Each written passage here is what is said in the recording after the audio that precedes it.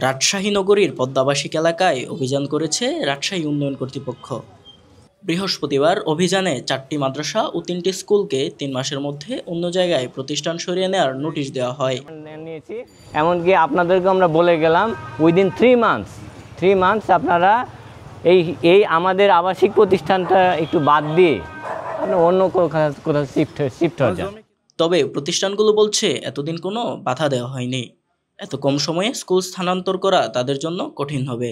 আমি 2008 সালে প্রতিষ্ঠানটা শুরু করেছিলাম, তখন থেকে কেউ আমার এখানে আসেনি অবশ্যই এইভাবে যে স্কুল আবাসিকে রাখা হবে না বা রাখা যাবে না। শিক্ষা প্রতিষ্ঠানগুলো আবাসিক এলাকা থেকে সরিয়ে নেওয়ার নির্দেশে চিন্তিত অভিভাবকেরাও।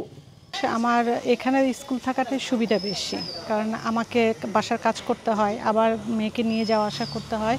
দূরে হলে সেটা আমার পক্ষে সম্ভব না, কারণ দূরে হলে দেখা যায় যে আমাকে গিয়ে বসে থেকে নিয়ে আসতে হবে। সেক্ষেত্রে আমার সংসারের জন্য সমস্যা হয়ে যাবে। আমার বৃদ্ধ বাবা মা আছে, তাদের দেখাশোনা করতে হয়। তবে আরডিএ বলছে আবাসিক এলাকায় নির্ধারিত অংশ ছাড়া অন্য জায়গায় শিক্ষা প্রতিষ্ঠান পরিচালনার সুযোগ নেই। মাস্টার প্ল্যানে শিক্ষা প্রতিষ্ঠানের জন্য এডুকেশন জোন আছে, ঠিক আছে। ওইখানে তো আপনি হলো যে এখন ডেভেলপ করে যদি জমি কিনে ডেভেলপ করেন তো শিক্ষা প্রতিষ্ঠান করতে পারবেন। এনিহাও হলো যে যেহেতু এটা আবাসিক হিসাবে আপনাকে দিয়েছে আইনগত, আপনি ডিড করে দিয়েছি তো আবাসিক হিসাবে ব্যবহার জন্য। অবৈধ স্থাপনা উচ্ছেদে নিয়মিত কার্যক্রম পরিচালনার কথা জানিয়েছে রাজশাহী উন্নয়ন কর্তৃপক্ষ আরডিএ। শাহপরান, স্কাই বাংলা, রাজশাহী।